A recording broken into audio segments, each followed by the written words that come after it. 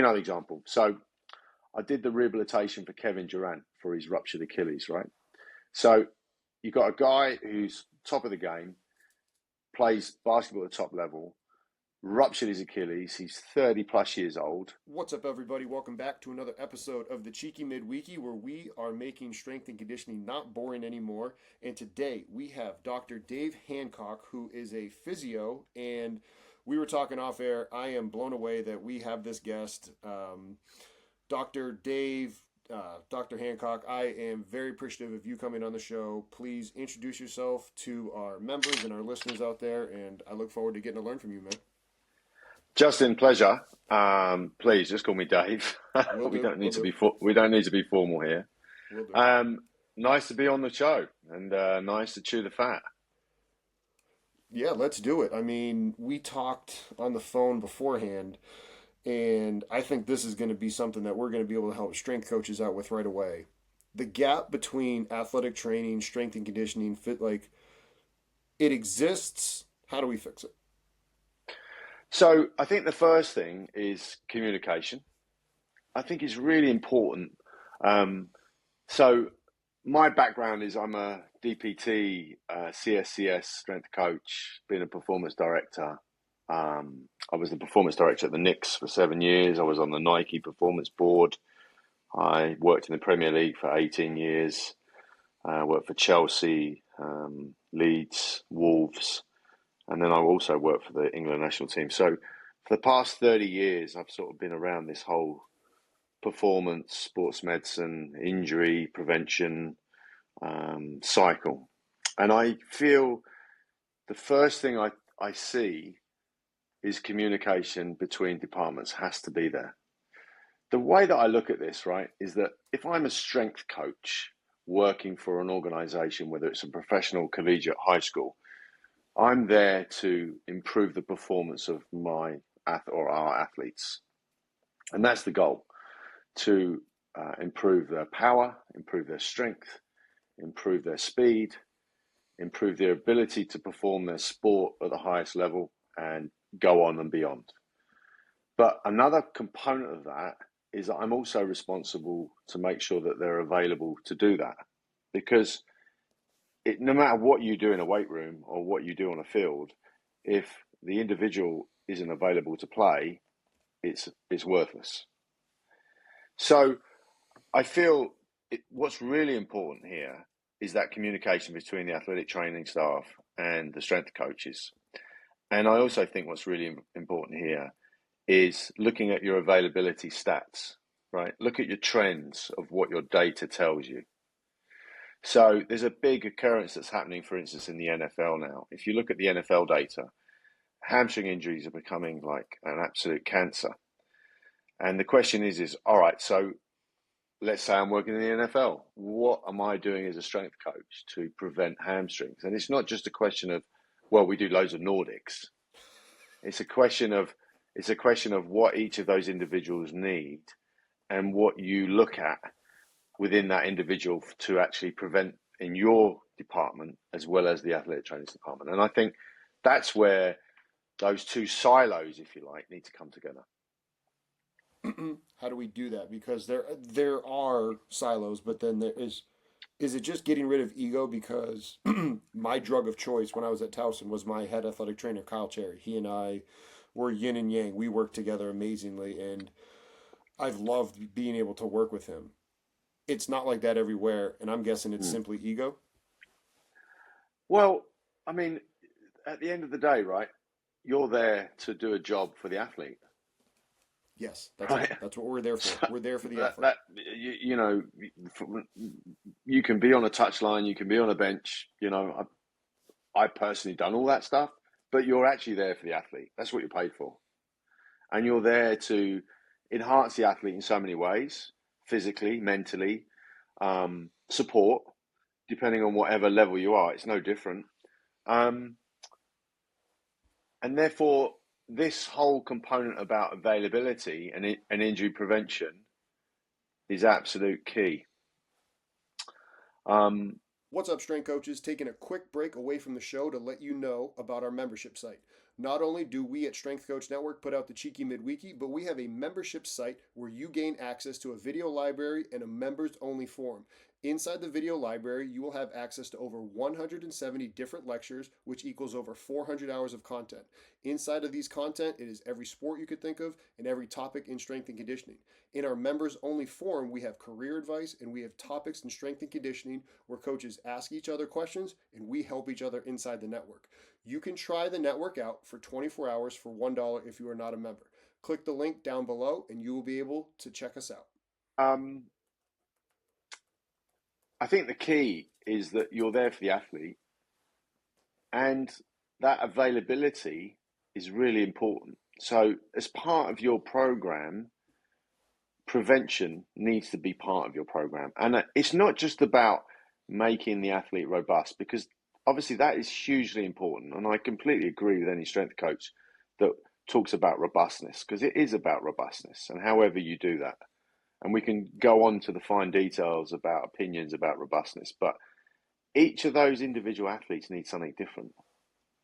And I think you should look at what they do from a player position perspective and relay that into whatever you're doing in your programs. I think what I've seen a lot of, even across like the professional world, from NBA, NFL, MLB, there's a lot of blanket programs. We're going to do this, we're going to do that. We're in the phase of power, we're in the phase of hypertrophy, we're in the phase of strength, we're in, lower body, upper body, whatever you're putting into play. But there's more to it than that.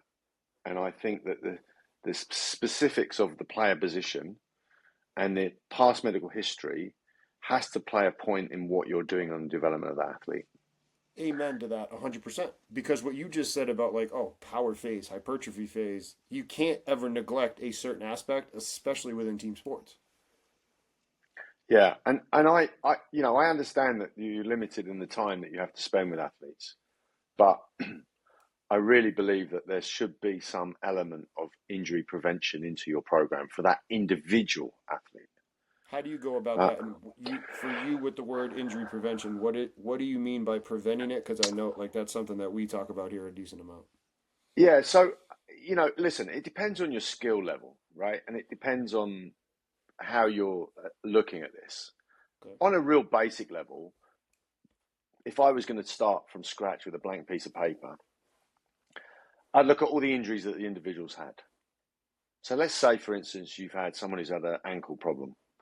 Let's say, for instance, you've got another athlete who's had a hamstring tear or quad tear. Let's say, for instance, you've got another athlete who's had an ACL. Right? They're all different. Yep. So in my program for the ankle would be some single leg work, which would improve proprioception. And that might be RDLs. So there'd be more emphasis to that athlete on single leg proprioceptive work. Let's talk about the hamstring person. So that might be eccentric Nordics. It might also be, can they control their pelvis and stabilize the pelvis and flex and move their hip? Can they do single leg bridge work, controlling their pelvis? And when you're looking at that, it might be more around not just purely emphasizing the hamstring, but looking at, for instance, the hip and the pelvis and looking at, say, obliques. And can they control the pelvis when you do a single leg bridge?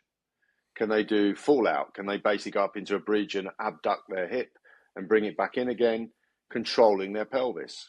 Because the joints above and the joints below need to stabilize to allow something to mobilize. That's how the body works. Mm-hmm. So on a real basic level, it's things like that you should emphasize. The ACL would incorporate probably to both of those, would incorporate hamstring work, because we know that hamstring work helps with regard to ACLs. It might incorporate balance and control, deceleration work. So it might include some plyo type work for that particular athlete, whether that's in the phase of the training that you're doing or whether that's actually in the part of the prep or the warm-up. So there's 3 examples on a real basic level where each of those 3 athletes' programs should be slightly different to what your main phase of what you're trying to achieve does. And you can include that. So if you're in power phase, you can include that in the hamstring, in the balance, in the RDLs, in the jumps, in the decelerations for those individual athletes. And that's the bit I don't see happening, right? And that's the bit where I'm like, why on earth aren't these silos on the same page for the individual athlete? Because all of those things that I talked to you about can massively improve the performance of the individual. If you've had an injury, that is going to delay or cause a mechanical change or cause an insufficiency in movement for whatever sport they do. And basically, we're born to move. I couldn't agree with you more, and I don't know. I guess I, I guess I selfishly assume that everybody is collaborating because that's what I did, and that's what the coaches that or the athletic trainer that I worked with, because that is at the end of the day what it's about. Everything that you just said, and I remember a conversation I had with. He's not even a colleague. He's just a friend that we never worked together. He's now in the NFL, and he was talking about how, kind of like what you were saying, he's like, these coaches talk about how they brag that they're a football only, so they have the only sport to work with, but yet they don't spend the time to actually truly individualize, and you don't have to overly tweak every little single thing. Like, you could keep the same main movement, and maybe the sets and reps are different, but you can find a way to work and help the individual within a team setting. And that stuck with me. And hearing you say that just further cements the fact that we can do that. And that's what we need to be educating strength coaches to be doing right now. Yeah, I agree. And listen, I get it, right? You have 60 or 70 guys coming into a weight room and you've got 2 hours and that's it. So it's really difficult to manage that But you amount of got a people big coming through. staff. It's not like, let's Yeah. not give them a cop out, right? Well, I mean, look, I think this is about like creation of your programs and being specific within those programs. Yes. And I think if you plan, it's quite simple to do. And I'm not talking about you have to completely revamp what your program is. I'm talking about like in between. It might be if you're working in a rack between four guys and they're coming through the rack, right? It might be, when you rest, you stand and do this BOSU work, or you stand and do, single leg RDLs, or you just stand on one leg and close your eyes and move your leg. Whatever it would be, there's some input that can happen in the weight room that can complement what happens in the training room. Because believe me, right, we're having this conversation about strength coaches. It's exactly the same in the training room, right? They think that this is happening in the training room, and the same scenario. You've got an athletic trainer that might be seeing 25, 30 athletes a day, not necessarily monitoring what is actually going on those individual programs. The same as what we're talking about with the strength coach. So the complement of both silos, both departments working in fluency, in my opinion, can help that athlete and help that athlete stay on the court, the field, in the pool, whatever they're doing. This thought literally just came to me hearing you say that. What if there was no different rooms? What if the weight room and the athletic training room were these massive palaces that are being built? What if they were just in the same and everybody had the same office? They had their own different office space within that big weight room, but there was actually no division of doors. Do you think that'll help? I do, but I think the first thing that I would be looking at, right, would be like at the end of the day, it's all about wins and losses, right? That's what everyone loves. Everyone who works with athletes loves winning. Like when I was at Chelsea, I love winning titles. I love winning cups. I love being part of an organization that won. Everyone wants to win. Okay. That's one of the big reasons why we do what we do. Amen. The second reason that we do what we do is that we love seeing an athlete develop. If you were part of a journey of Joe Burrows, right, through LSU, and now see what Joe does in the NFL, if you were part of that team at LSU, you would be very grateful to what you've put in to say, like, I've been part of that guy's journey. Quick break from the show to remind you to hit that like and subscribe button so that way you get notifications of when more content like this gets released. So click that like and subscribe button, and with that, let's get back to the show. But I think what's really important is looking at, can we reduce our availability stats season on season on season? Because that should be something that both departments should be looking at every single year. Can we reduce the amount of times that we have soft tissue injuries? Can we reduce pre-season that last year we had 5 hamstrings or 3 hamstrings? Can we reduce that to 1? And how are we going to do it? How are we going to tackle that? Are we going to put a protocol that both sides, athletic trainers and strength and conditioning, are together to deliver it? And can we look back at it? And then can we then turn around and say to the coach, we put this program in place and these are our results. And if the results aren't what you think they are, the easy way to look at that is go, well, we were just unlucky. And I just think that's bullshit, right? What do you mean you're unlucky, right? That's the biggest thing I've heard in sport all the time. Well, we're just unlucky. Bullshit, you're unlucky. Your program isn't working. So therefore, go back to the drawing board and look at how you can tweak, change that program, and then come back to the following season and then look at that data over a longitudinal period, 3, 4, 5 years. And there's been a lot of strength coaches on this podcast that will probably think, well, that's not my department. Well, I disagree with you. Of course it's your department. Of course, the number one thing is the athlete available to do what they're supposed to do? Because it doesn't matter how much they can bench and how much they can squat and how much high they can jump. It's irrelevant if they can't play. It's absolutely irrelevant. And then the second part of my process over sort of 30 years is, okay, so they can bench this, squat that, and jump that. So what? Right? So what? Great. They do not perform in a gym. They perform on a court. They perform on the grass, on the turf. How is their performance related to what they're doing in the weight room? And can you statistically look at their performance in the weight room and look at their statistical performance on the field or the court and relate the two side by side? And I don't see that happening. And you can do it now. There's data everywhere. So what should be relevant for each of those individuals is that individual performing from a coaching perspective? And if they're not performing, what can we do in the weight room and in the training room to enhance the performance of when they play on a Saturday or during the week or every other day or whatever sport they're doing?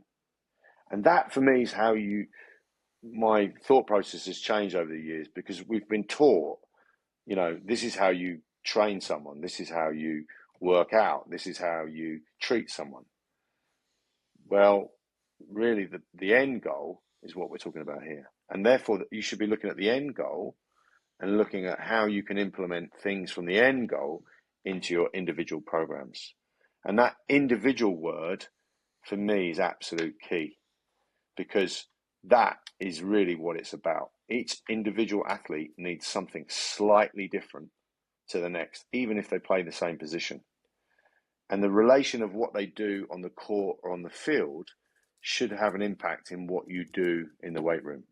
For instance, if a lineman struggles to defend to the left, then your program should incorporate, some lateral movement or glute band or whatever it would be to improve his explosive power to the left. But not every athlete on the lineman has an issue moving to the left.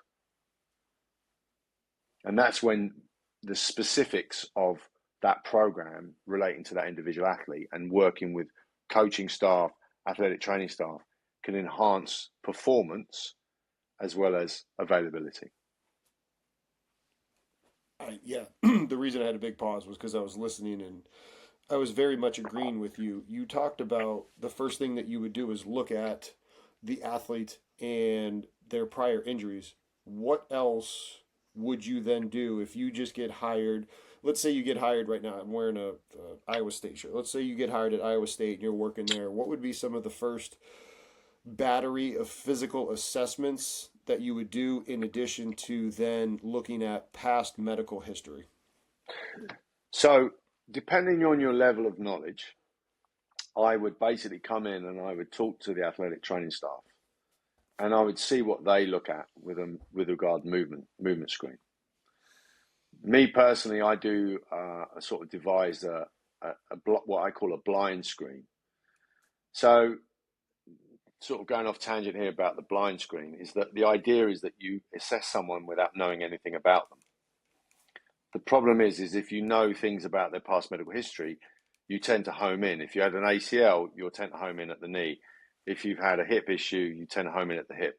If you don't know anything about someone and you're watching them move, jump, control, you're completely blind to all of the noise about from the subjective perspective, which is how the trainers would look at something. So doing things blind, in my view, is actually very, very beneficial. Depending on how you look at movement, I think movement is really, really important. And my philosophy about injuries and performance is that the body will always move. And what happens is over time is that if someone's had an injury, and most of the people that we're dealing with have had an injury, right? If you're at college or high school level or professional level, certainly, they've had an injury. But the body will always move. And that injury that they've had, whenever it could be 6 months ago, could be 6 years ago, there will be an adaptation around the body and the movement from that injury. Because no one gets fully rehabilitated. The goal is to basically get back and play. And that's what happens within an athletic training room. Are they safe? Get them back, get them playing, get them performing. But that rehabilitation doesn't continue. But the healing and the collagen and the changes within the adaptation of the injury will continue to adapt for 6 to 12 to 16 months. And that adaptation can lead to what I call movement dysfunction. And it's that movement dysfunction that, in my view, can lead to other problems. I'll give you a scenario. We've all had like athletes who've had an injury or surgery and then come back and then they've had another injury and another injury. And then we just turn around and go, well, they've just been unlucky. And we can all think about those athletes and who they are. Well, my view on that is that they've adapted some movement function, and that movement function has led to something else happening further on down the chain.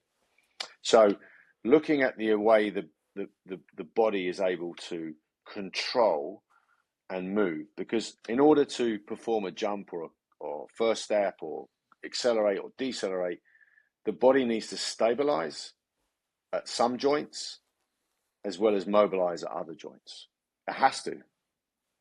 And therefore, if you think about the body moving in that way, what you want to be able to do is find out where can they stabilize and how can they stabilize and how well can they stabilize. So I look a lot around the pelvis and the lumbar spine and see whether or not the body can actually stabilize to allow another joint to mobilize. I'll give you an example. I believe a lot of dysfunction occurs around the lumbar spine.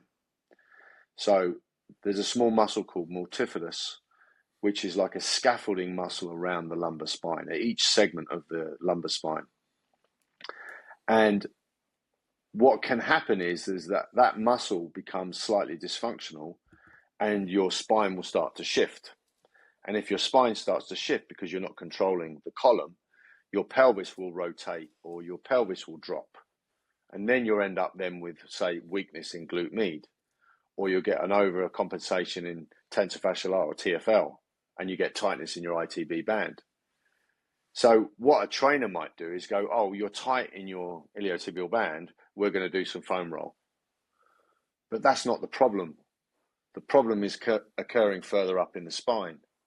So therefore, what you should be doing is not necessarily foam rolling the ITB, but actually looking at the control of the lumbar spine, because no matter how fast that hip moves, if the lumbar spine can't control the column and control the pelvis, then the hip is going to basically be out of sync. And that's just a really simplistic way of sort of looking at this. And most strength coaches would go, well, I don't really understand or know that, because that's not really my remit. But the athletic trainers, that is their remit. So if you two work together and you understand that there's a weakness, if I told you as a strength coach and I'm your trainer and I said, listen, this athlete has got some instability around his L4, L5, multifidus on the left, this is how you train that muscle. Just do loads of single leg work to activate that multifidus, then you could put that in your program and then you're complementing what I'm doing in the training room. And Sounds I simple don't want to enough. get I don't want to get too much sort of into the weeds here because obviously there's different levels of knowledge, right, about the body and about how the body actually moves and works. But my take home here is to actually look at how the body moves and controls. And I think control and stability of one joint to allow another joint to move is absolute key in part of a program design for an individual athlete. Well, I mean, we can go into the weeds. That's the whole point of this, and that's what where strength coaches come to learn, and this is what they want to learn about, like because they want to enhance performance. Like they need their athletes to move and to perform better. So, like, you feel free dive down that rabbit hole. Well, if you think about it, right, most movement comes from around the pelvis, from the hips, right? Yes. And you can go from the bottom down or the top down, however you want to look at this. But at the end of the day, you need to be able to accelerate, decelerate, jump, turn, twist. And your ankle joint and your knee joint, relatively speaking, although there is a slight amount of rotation, is a hinge joint. But your rotational joint is your hip. So your hip and your hip control is absolutely vital to do a multi-directional movement or sport. Absolutely vital. So when we train athletes, we need to think about not just training them in a sagittal plane, for instance. We need to think about training them in a transverse plane. And we need to think about rotation, because rotation is where you're going to get actually more torque within the muscles firing and being used to control. It's harder to control a rotation than it is to control a flexion or extension. And if you look at your programs, right, squat, jump, bench, most of them are in a straight plane. They're not in a rotational plane. So if you're doing things like working the anterior sling, right? So you're working upper body and you're basically using kettlebells to rotate your shoulder. Well, that's a rotational stability exercise. And it's more of those type of planes of movement that I think should be incorporated into a program, and not just generic, but then specific to what an athlete actually needs. Give you another example. So I did the rehabilitation for Kevin Durant for his ruptured Achilles, right? So you've got a guy who's top of the game, plays basketball at the top level, ruptured his Achilles. He's 30 plus years old, and he's just had his tendon repaired. And obviously, we need to get his soleus and his gastroc really strong. We need to get the recoil moving of the tendon, and gradually you progress the strength within that muscle and that tendon. But what you've also got to think about is that when he cuts or he basically shoots, his leg or his limb will rotate. So if he steps back, he'll do it at a pivot, he'll do it at an angle. It's not a straight line. So therefore, when you're rehabilitating, for instance, the Achilles, whether it's soleus or gastroc or even the whole of the lower chain, you've got to think about doing it at different angles. And that's then going into more specifics about what KD would do when he plays the game. So that has to go really early into his rehabilitation to be specific to what this actual function does. But secondly, if you look at the anatomy of the Achilles, for instance, it twists as it goes into the os calcis. So there's no point in doing calf raises in a straight line. Okay, you should be doing calf raises at different angles, right? So there's just one example of a tendon going into a bone, but thinking about how the tendon actually functions. It doesn't function in a backwards and forwards, just goes do calf raises. It just doesn't work like that. So if all you do is just calf raises in a straight line, you're not affecting all of the parts of the tendon and the muscle. And it's little things like that if you think about the way that the body moves and look at what they actually do on the court or what they do on the field and relate that to your program, I think you're being more specific with your program design. I 100% agree. Why aren't more people doing that?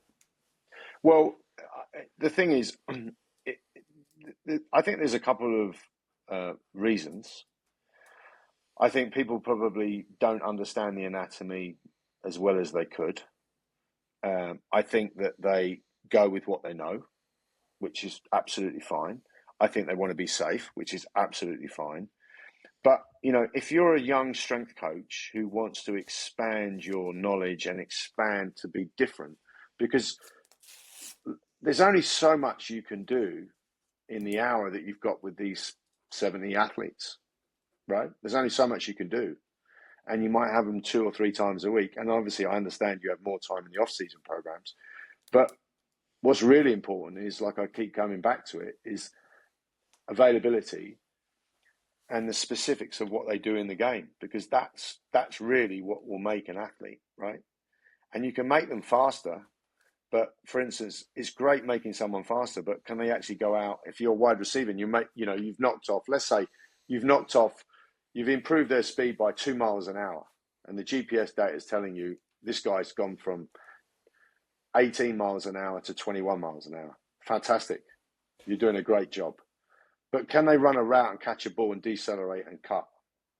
And if the answer is, well, they're not as good at that, then it doesn't matter how fast you make them. What's relevant is either hand-eye coordination or deceleration, or the ability of the hip to control the cut to explode off from one side to the other. And that's then being more specific than just saying, we've made this guy bigger, stronger, faster.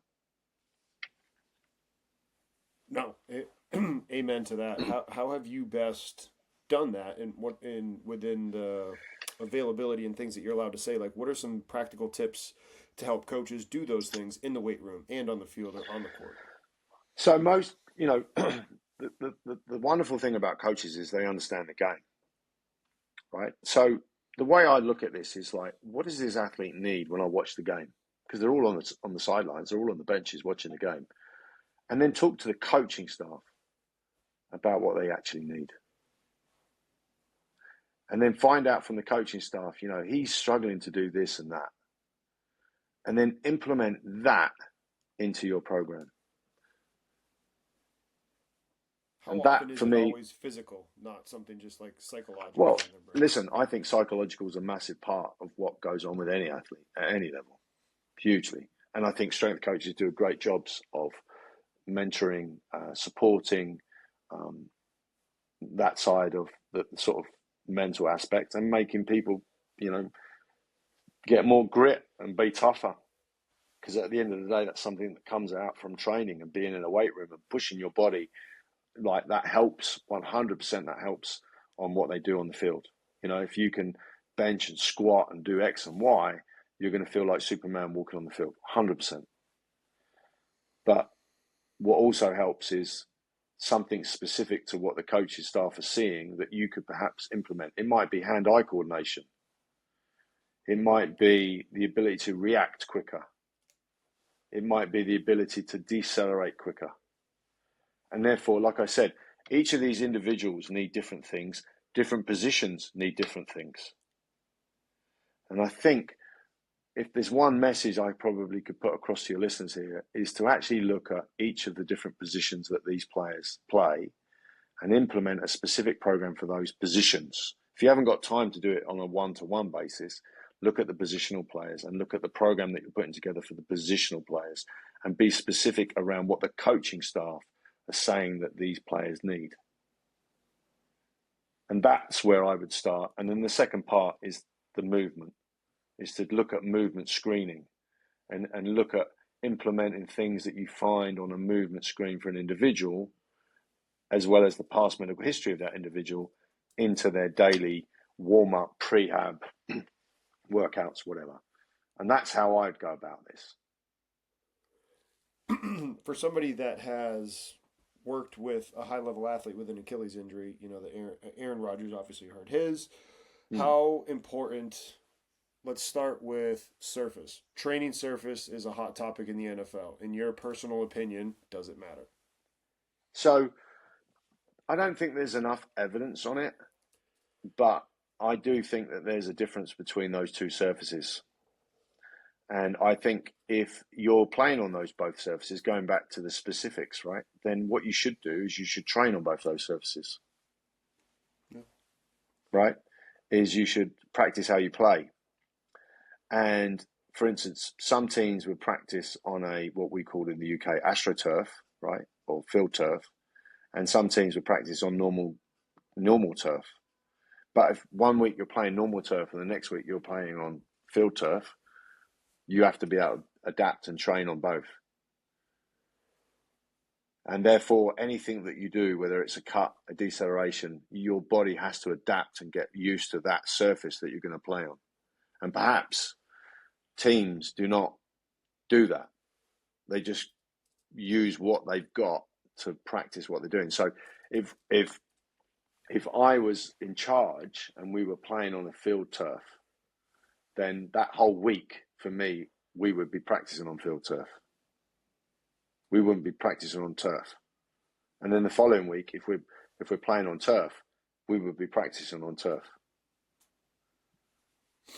Yeah, no, that makes more sense than just changing the entire surface of games. Yeah.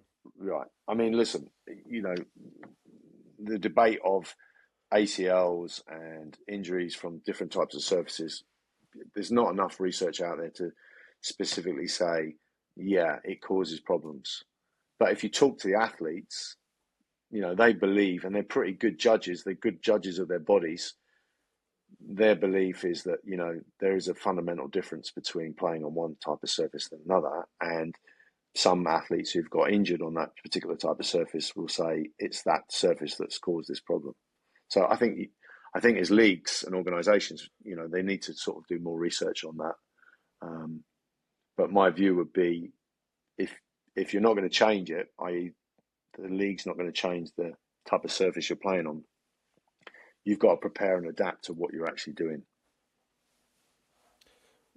What about this whole notion where Aaron is talking about wanting to come back sooner? And I'm looking at it through the lens of, I had an athlete rupture their Achilles in October after a bye week and trained with that person. And at the end of the spring ball, I mean, they were doing fantastic things. So credit to the athlete, credit to the athletic trainer and myself for how we collaborated and worked. So I've seen things and I've heard about the Cam Akers things. Again, from your experience looking at this thing outside looking in, what are your thoughts? So you can't, human nature and healing, right, is there for a reason. And the way that the body heals in, say, for instance, an Achilles perspective, is that it needs to lay down collagen. It needs to lay down scar tissue that will adapt to mature. And then whatever we do as coaches will adapt and mold that scarring, right? That's how tissue repairs. But there's a time scale. And no matter what you do, that time scale is there for a reason. Like that collagen matures from, whether it's type 1, type 2 collagen laid down, it then goes into maturity and it continues to mature months past the athlete actually getting back on the field. But no matter what we do, whether it's surgical, machine intervention, manual therapy, strength and conditioning, whatever it is, we can only speed that up so much. Yes. And the notion of time is a great healer is absolutely right. Okay. What we do know about Achilles is that the longer you leave it, the better it's going to be. And the same, for instance, with ACLs, right? So if you look at people who come back at 6 months or 4 months from an ACL, the reoccurrence of injury rate goes up. The people who come back at 9 months, the reoccurrence rate goes down.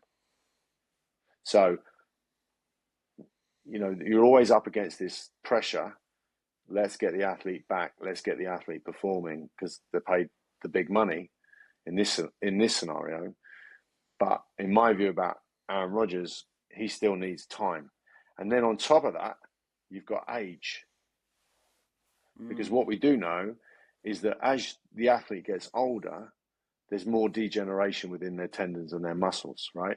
The elasticity changes, the collagen changes over years that we get older, okay?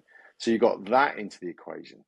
You've also got however many years, for instance, he's been playing, right? Wear and tear on his body. And that plays a part in his rehabilitation. So again, in someone like that, my view would be that, I'm sure that the Jets and the team around him are doing this, but it needs to be a very holistic view about how you rehabilitate that Achilles. You shouldn't just be thinking about the Achilles. You should be thinking about everything else. And in someone like that, for instance, my view would be you would be looking at the other tendons.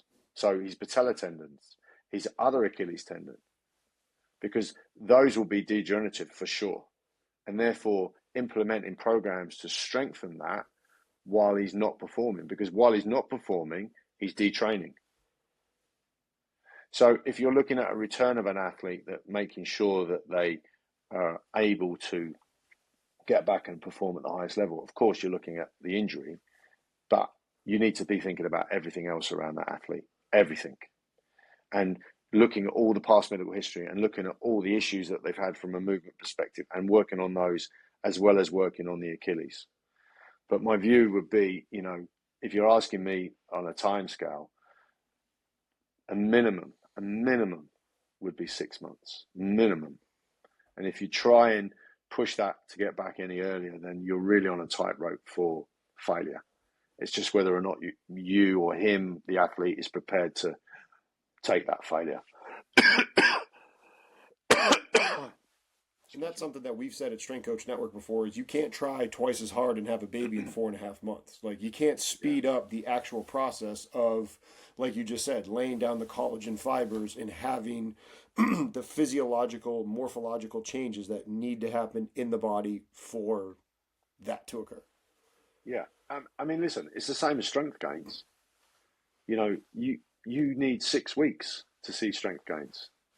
And if you're making out that you got strength gains within 2 weeks, it's nothing to do with... Yeah, of course. Well, that's just physiology.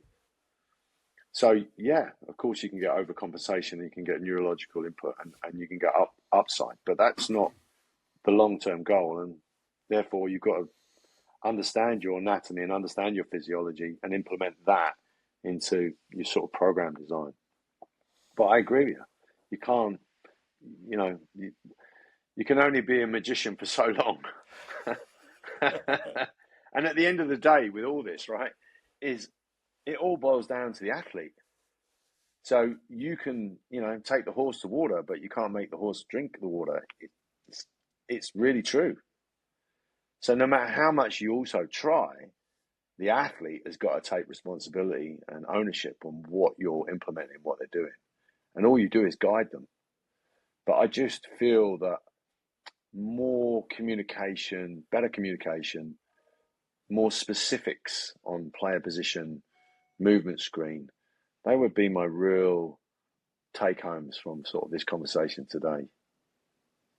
You talked about the blind screening. How can people do that if they're working with athletes that they see all the time? So, listen, if you've got a limited amount of time and you've got a big group in, then, that's all about planning. And if you've got 3 strength coaches in the room, then the view is divide up, divide up who's doing what and implement your programs with regard movement and screening. And I would be doing that in the off season. I would be basically making up a profile on each athlete that you've got.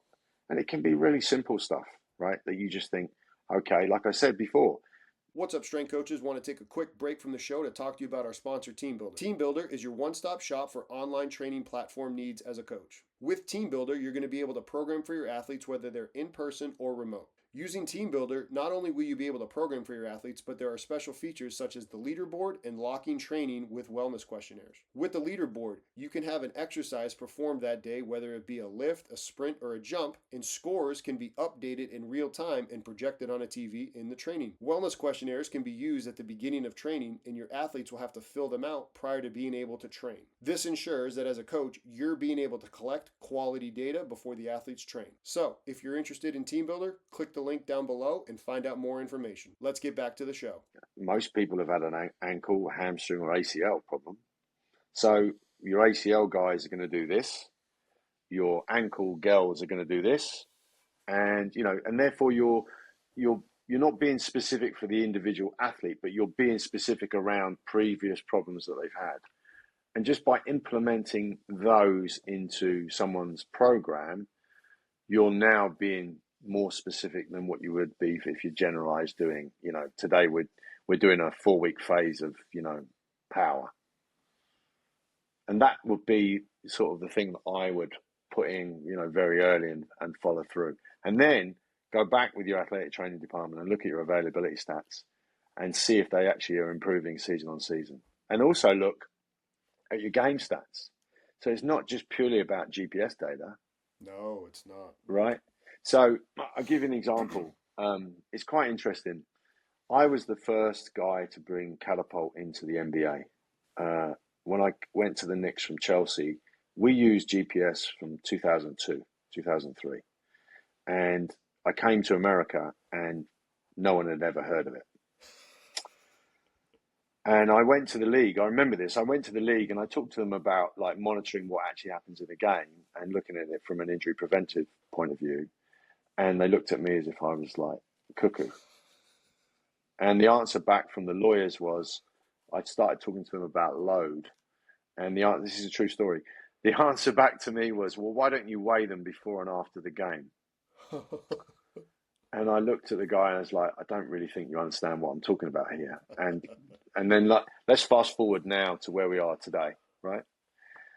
But while I was looking at data in the early stages of basketball and obviously trying to understand the sport, because I'd come from soccer, I started looking at a ton of data, right? And the question then was, well, which data is relevant? And I think what's happening now is people have sort of got on this bandwagon of looking at, let's say, GPS data, and they've forgotten about what the actual original goal is to actually prevent someone from being injured. So you can talk about any type of methodology, and it is methodology, and it's not proven methodology, by the way. Let's say acute chronic work ratio or Tim Gabbett's work or any other type of work that you want to do. But you should be relating to, is your injury availability improving or not, season on season? And if it's not, then it's not just purely dependent on acute chronic work ratios, right? So this is like the way I look at it is like a big cake, and that is a very small slice of a cake. But the other slices of the cake are the things that we're talking about today, which I think are actually more important than that. And I think what's happening now is that there's been this turn of, let's not necessarily be looking purely at those numbers, and let's actually start looking at other things. And the reason I know this is because I now run a software company called Apollo, and that's what we do. We basically bring all of this information in for teams and organizations to help us or help them adapt and understand. So, for instance, we just signed Alabama football, where we're going to bring that information together to let them get a better understanding quickly about all the things that they're doing from the weight room to the performance side of the game. And I think that's really important. But again, you can be specific with it. And that's the sort of take home that I'm trying to sort of drive it through in this conversation today, Just, is that I don't see enough of that. How are you guys measuring availability? Is it man game lost due to injury and across the whole team, most important players? How do you guys do it? How do you recommend doing it? So the way that I would do it is, the most important thing is the game. Amen. If the player is available to play the game, right? Practice, like, people need practice for sure, and they need to practice to be able to perform. If they don't practice, they're not necessarily going to be able to go out and perform at a weekend, right? So practice is important, but the number one is the availability of the game. The second is, what is it that you can prevent? So a concussion or a direct blow to a knee, there's not much that you can do about that. If you've got a 300-pound lineman tackling you and taking you down, there's not much you can do about that. Yeah, like AC right? sprains too. Yeah. So you can make them as big and as strong as you want, but that force is huge force. So what I would be looking at is, I'd be looking at like the soft tissue side of it. I'd be looking at hamstrings. I'd be looking at groins, calves, tendon issues. That's the area that I'd be looking at, and looking at how can we reduce those numbers, because they're the things in the weight room, for instance, that you can have an effect on. You can have an effect on muscle, you can have an effect on nerve, and you can have an effect on tendon. Would you say, like hearing you talk about that, would you say that possibly injury prevention is just then injury reduction across time, season to season? Because that seems to be the theme that you keep bringing up, and something that I 100% agree with. I mean, listen, that's the bottom line. Are they available to play at the weekend? That's all the coach is worried about. That really is. Are you available to play? And then the second then is, how well do they play? But we don't control that. No, but what I'm trying to sort of get in the conversation is, you can have an effect on it, and True. you actually can have more of an effect on it than what you actually believe. And the way that you can have an effect, dive down that. Yeah. I mean, look, the way that you can have effect on it is to talk to your offensive, defensive coaches, talk to your basketball coaches. Like, what is it that this female basketball player needs in the point guard? What is she not doing? Where is she struggling? You know, where's the big struggling? Where's the offensive line struggling? Where is the quarterback struggling? Where are the things that you see? Because at the end of the day, right, even though it's subjective, they're paid and their experiences are there to enhance the performance of the team and the individual. And then if you listen to that and implement that into things that you're doing from the weight room and the training room, and be specific with what they do, and then look at that data, right? And that might be a simple thing like, you know, if you're a wide receiver, like the number of routes, the yardage you've done, the number of completions that you've done, whatever stat it is that you look at, the stats are there. So if you've got an athlete that's not making that route or not catching that ball, what is it that you can do to improve that and see the change on the actual game from what you're doing in the weight room? And it might be a simple thing like hand-eye reaction times, you know, tennis ball against the wall, or whatever it is, you know, med ball against the trampette, or whatever it is that you do. My view is that's the most important part. It's not the fact that the guy can bench 300 pounds. That's the most important part, right? Is that can he catch that ball in that scenario? And that's the thing that I think this whole sort of silos, and this is the sort of thing that we're trying to do with teams, is try and bring all of those different silos and data sets together to give you a piece of paper to go, these are the things from the game data, these are the things from the GPS data, these are the things from the weight room data, these are the things from the training room movement data. Here it is on one page, and here are the highlights of the things that they need to improve on. And then track it. How is this athlete improving? Or they're not improving. And if they're not improving, then go back to the drawing board and go, okay, so now we need to sort of think about, maybe this isn't working for us. Let's redo this for this particular individual athlete. And there's a constant change in evaluation, whether it's season to season, off season to in season, etc. And that's dependent on how you look at your programs. Now, would you say that that's something that you could change? Not only, you know, you mentioned Alabama football, but let's say it is the New York Knicks or it's baseball. Could you change the in-game statistics to be, if you're you know, an offensive player, running back, hey, tackles missed, and then conversely, linebacker, tackles made, tackles not missed? Like, how granular can you get with the in-game stuff and compare it to the weight room stuff? And then how does it all get overlaid for any of our coaches that are listening and like, this sounds really cool? So if you don't look at it, you don't know. And I bet a lot of people don't look at it. They don't look at what, like the in-game statistics? The actual in-game statistics, yeah. And how actually, deep of the statistics are you talking? I mean, you can go as granular as you want to go because the information is there. Yeah. The interpretation of it is a different conversation. But the other thing is to talk to a coach. right? So if I'm a lineman coach and you're the strength coach and you talk to me about player A, player B, player C, player D, I'd literally get off the bat and tell you, right, he needs this, he needs that, he needs that, he needs this. And then you implement what you do and then come back to the coach in 6 weeks' time or etc. and say, let's have that conversation again.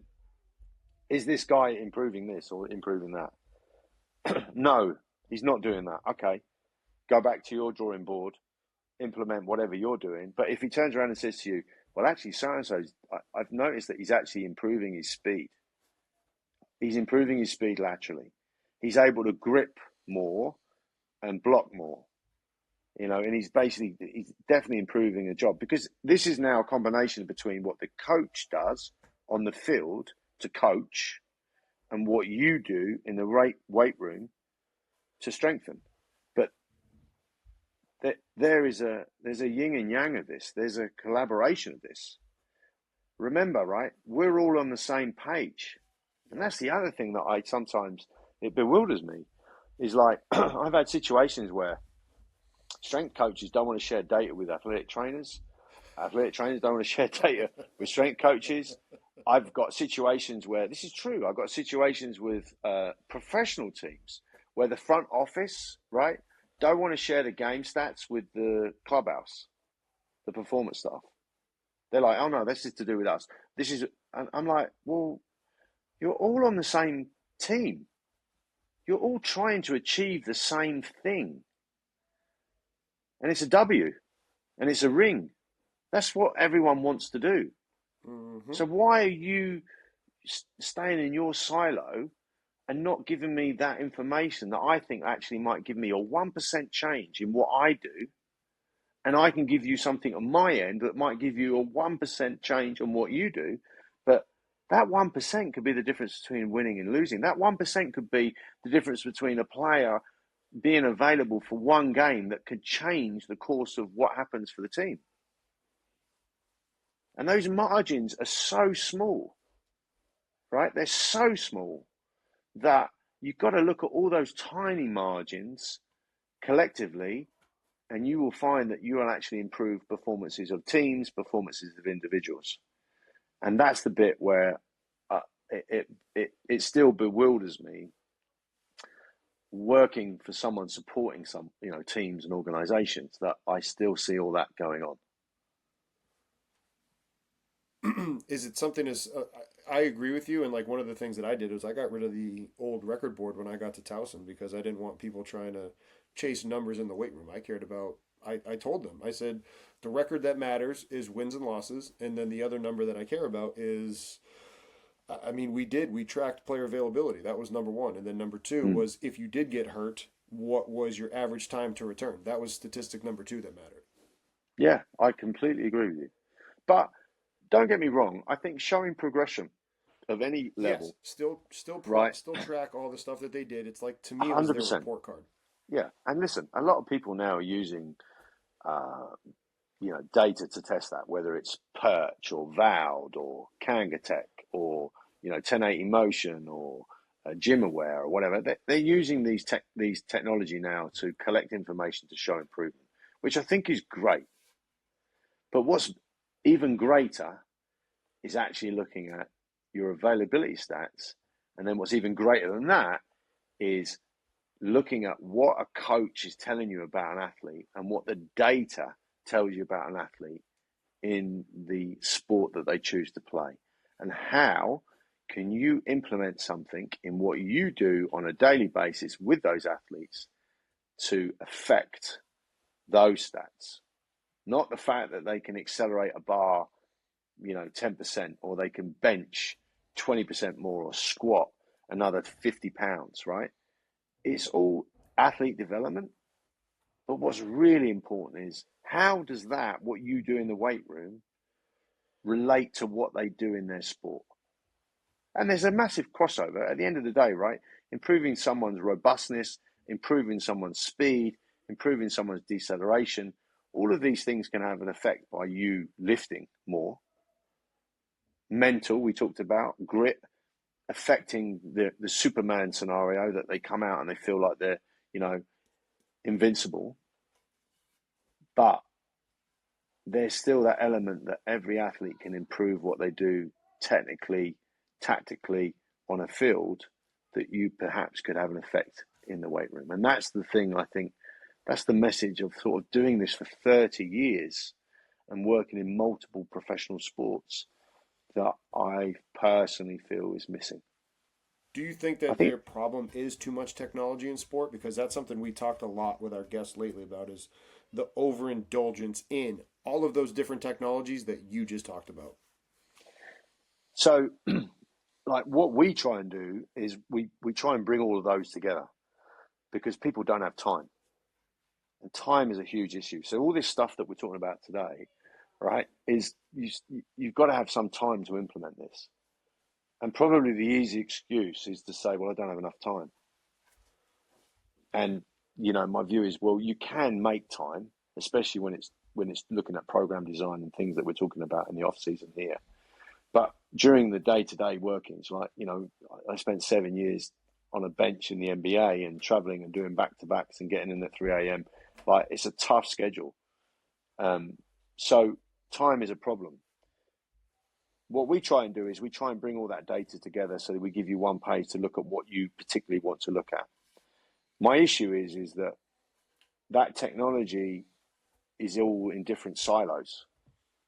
So you use one hardware and you've got a software looking at the data. You use another hardware, you've got to use their software to look at the data.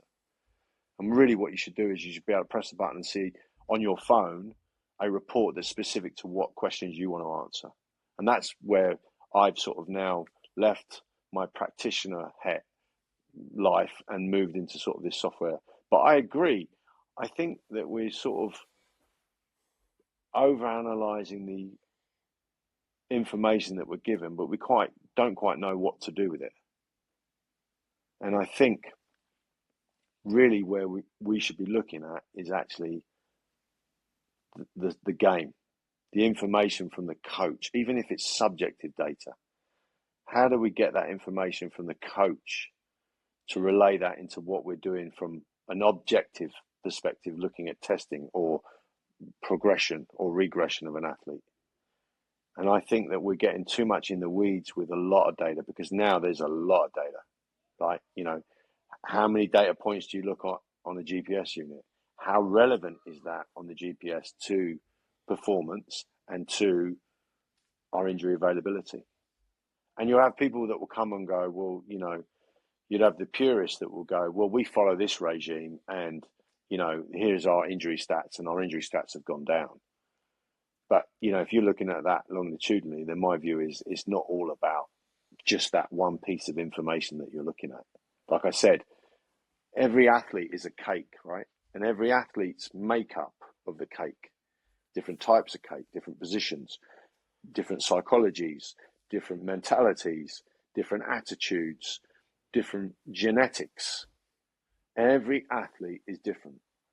And therefore, if you look at each of those cakes and the slices of those cakes and the makeup and the quantity of the slices of those cakes, that for me is how you get down to the granular level and what you should be doing to use this information and data to enhance what you do. And I don't see that.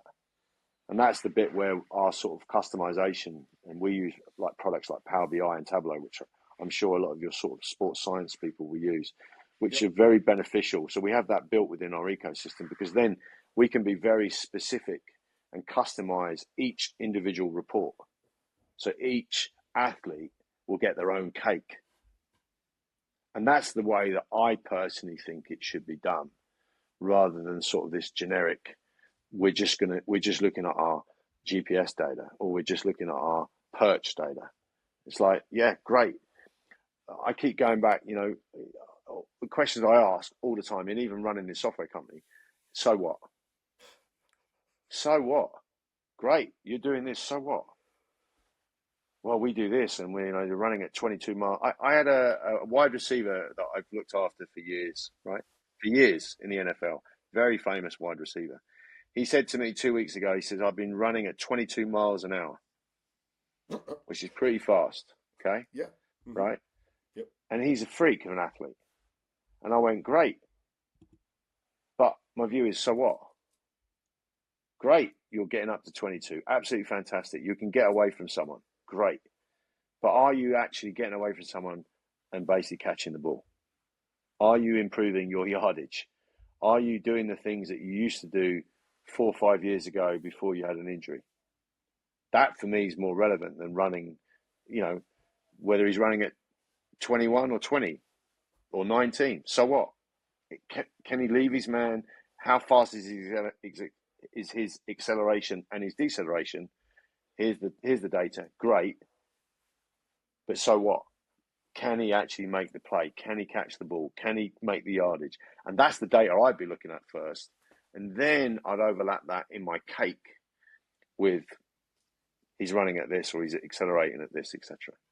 And then I take those two pieces of information and then I put a program into place for his availability and likewise improving, let's say, his power in the weight room.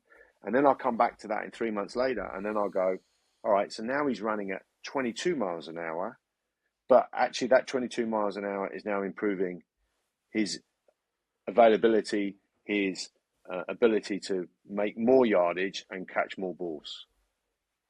And then you're now looking at several slices of the cake, and you can now put that into a one-pager to look at all that information. Does that make sense?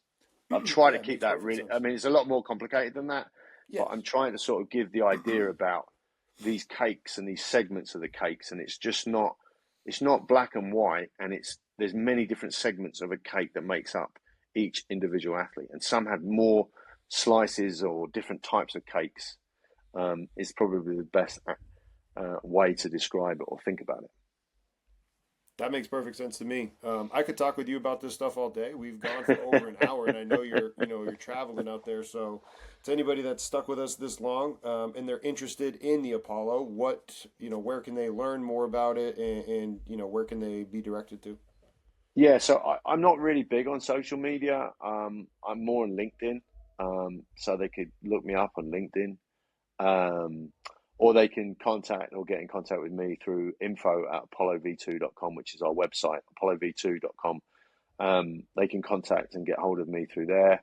And if people are interested in sort of the things that we're doing as a company, but my philosophy and what we're talking about today is sort of the imprint that I'm trying to put into our sort of software business. And the bottom line is, how can we help organizations and teams?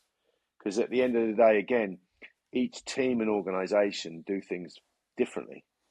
And time, for me, is one of the biggest things I think that we can help with regard coaches. I'll give you an example. So collecting information from coaches is really difficult, right? And people don't like doing it. And let's be really honest, right? Coaches just hate. They're coaches, right? They ain't going to go in and get on their computer and type up what they did today. Forget it. It's not going to happen. So in our app, we designed voice to text. So if I'm coaching you today, I can press a button and talk in my phone, and all your notes go into your report on your slices of your cake in your report. Nice. So now I'm collecting information on you, because if I said to you, all right, what did you think of athlete A 6 weeks ago? You wouldn't have a fucking clue. Sorry, I don't swear. You wouldn't have a clue. You wouldn't have a clue, right? You would not have a clue what happened 6 weeks ago. Forget about it, right? We wouldn't. And the same for the trainer, and the same for the coach on the field. Yes. Right? Opinions will change. But if you have a way to collect just that piece of data from, say, the pitching coach in the pen, right? And literally relay that to the strength and conditioning coach. And then you're overlapping what the strength and conditioning coach is saying. By pressing a button and talking in your phone, now you're sharing information. That's dope. We're going to have the links below for, you guys, if you're curious to go to their information. So you'll be able to check it out down below. But Dave, I appreciate being able to learn from you, man. This has been an absolute pleasure. So thank you again for coming on. Justin, I really appreciate chewing the fat with you, sir. And I wish you all the very best, and thanks for having me on board.